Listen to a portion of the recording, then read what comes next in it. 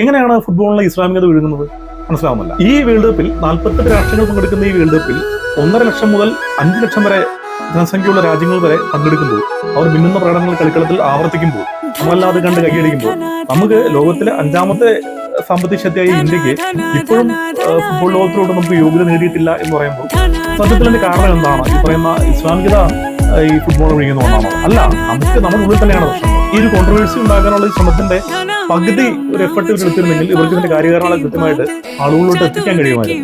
അവർക്കിത് കൃത്യമായിട്ട് അവരുടെ പ്രേക്ഷകരോട് എത്തിക്കാൻ കഴിയുമായിരുന്നു. അവർ ശ്രമിച്ചില്ല. അവർക്ക് വേണ്ടിയിരുന്നത് ഇവിടെയും ഒരു വർഗീയത, കായികത്തിൽ ഒരു ഫുട്ബോൾ പോലുള്ള ഒരു കായികത്തിൽ പോലും വർഗീയത എങ്ങനെ കൊണ്ടുവരാമെന്നുള്ളതാണ് അയാൾ ശ്രമിച്ചത്.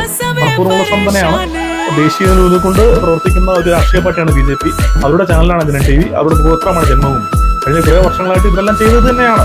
അപ്പോൾ അതിന്റെ ഫലങ്ങൾ അവർക്ക് അത് കാത്തിരുന്നിട്ട് പതുക്കെയാണെങ്കിലും ലഭിക്കുന്നുണ്ട്. നമുക്കറിയാം, ഇപ്പോൾ കഴിഞ്ഞ തെരഞ്ഞെടുപ്പിൽ അവർക്ക് 3 സീറ്റ് കിട്ടിയതും ലോക്സഭയിൽ ഒരു സീറ്റ് കിട്ടിയതൊക്കെ ഇതിന്റെയൊക്കെ കാലങ്ങളായിട്ടുള്ള അവരുടെ ഹോംവർക്കിന്റെ റിസൾട്ടായിട്ടാണ് ഇതൊക്കെ ഈ പറയുന്ന അധികാരത്തിലേക്ക് അവർ എത്തുന്നത്. കേരളത്തിലും അവർക്ക് പേരുന്നാൻ കഴിയുന്നത് ഇത്തരത്തിലുള്ള ചിന്തകളെ ആൾക്ക് ഇട്ടുകൊടുക്കുക, ഒരു ചെറിയ തിരി കൊടുക്കുക, എൻ്റെയിൽ നിന്നിരുന്ന വെടിമുഖമെല്ലാം കണ്ട് ആസ്വദിക്കുക, അത് അനുഭവിക്കുക. ഇതൊക്കെയാണ് അവർ ചെയ്യുന്നത്.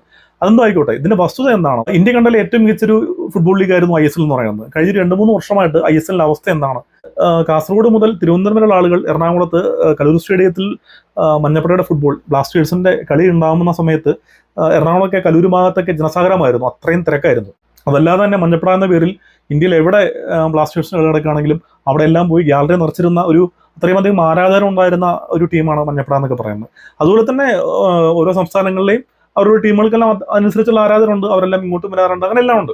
പക്ഷേ ഇപ്പോൾ കഴിഞ്ഞ 2-3 വർഷമായിട്ട് അതില്ല. അതിന്റെ കാരണം എന്ന് പറയുന്നത് ഇന്ത്യൻ ഫുട്ബോൾ അസോസിയേഷനും ഈ ISL നടത്തിപ്പോരും തമ്മിലുള്ള എന്തൊരു ഉടമ്പടി പ്രശ്നമോ എന്തോ ഒരു സംപ്രേഷണാവകാശത്തെക്കുറിച്ചുള്ള തർക്കമൊക്കെയാണ് അതിൻ്റെ ഇത്.